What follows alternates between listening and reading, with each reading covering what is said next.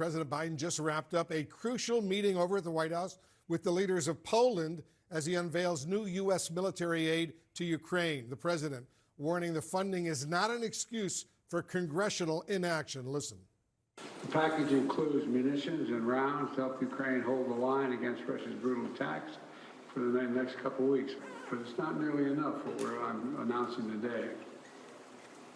Congress must pass the bipartisan national security bill now, which includes urgent funding for Ukraine. We must act before it literally is too late.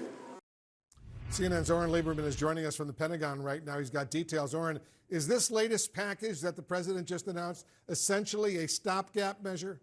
Wolf, it can hardly even be called that. The White House made clear that this $300 million package could last a matter of weeks, perhaps as little as a couple of weeks. And you heard President Joe Biden say it there. 2 years into this war, this package could help out Ukraine for just a couple of weeks here. Here is what's in it. Some of the critical ammunition and weapons that Ukraine needs in its fight against Russia, including 155mm artillery ammunition. Ukraine able to fire much less than Russia in this case and having to ration some of that. Anti-aircraft missiles, which are needed to repel the Russian air assaults that have become pretty routine at this point, and Russia has used those to devastating effect, as well as more there. Even if it's only a little bit in a tiny fraction of what the U.S. has been able to provide in the past, Ukrainian President Volodymyr Zelensky showing his gratitude on Twitter or X, saying in a tweet, every round of ammunition saves the lives of Ukrainians who face daily attacks by Russian occupiers. Now, both the White House and the Pentagon made it clear that this is only a tiny fraction of what Ukraine needs, and what's needed here is that $90 billion supplemental that already got through the Senate and is now waiting in the House, where it does have bipartisan support in terms of what's in it. That first number there is the big one, at least for this conversation, $60 billion in aid for Ukraine that is desperately needed to make sure Ukraine doesn't cede any more territory to Russia. Wolf. Oren Liebermann at the Pentagon, thank you. Joining us now, the United States Ambassador to Poland, Mark Brzezinski, just got out of that meeting at the White House with President Biden, as well as the Polish Prime Minister and the Polish President. Ambassador, thank you so much for joining us. This bigger Ukraine funding bill is still very much on the line right now. Take us inside today's talks at the White House, and you were there. Does Poland still feel the United States is a reliable partner? Excellent question, Wolf. And what happened today was remarkable. A Polish president and a Polish prime minister, who are on opposite sides of the political spectrum, traveled to Washington to stand in solidarity with the American president, Joe Biden, to ask Congress to get this supplemental passed. Why?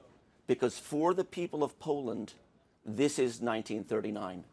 This is Central Europe being attacked by a vicious foreign attacker, and in this case, it's Russia against Ukraine. And Poland has been sticking its neck out in terms of sending weapons to Ukraine, to the Ukrainians, so they can defend themselves.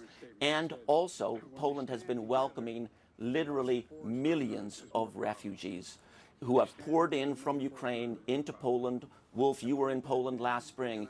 You see the number of refugees on the street, every one of which is welcomed into a Polish home or apartment as a product of national policy.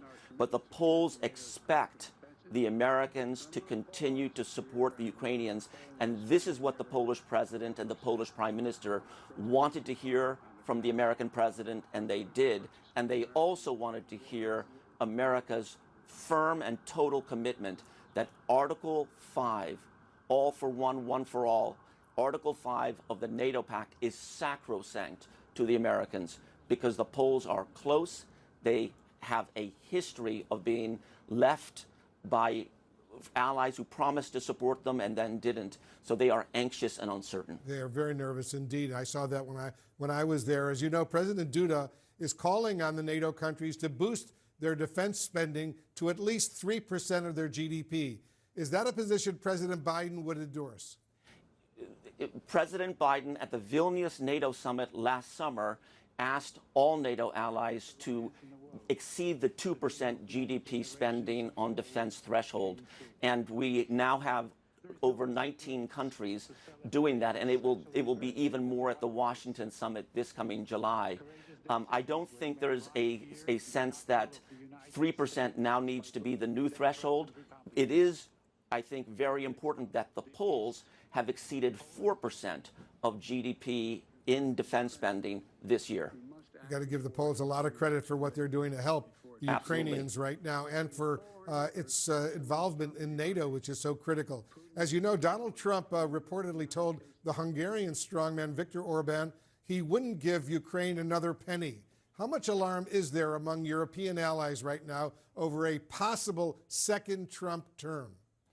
The support of Ukraine is existential for the Poles and other Central Europeans, because they know that Putin of Russia, who is a KGB agent, who is the son of a KGB agent, has resolve and will not stop at Ukraine, and that if he defeats Ukraine, he will continue to go west. So for the Poles and other Central Europeans, this is existential.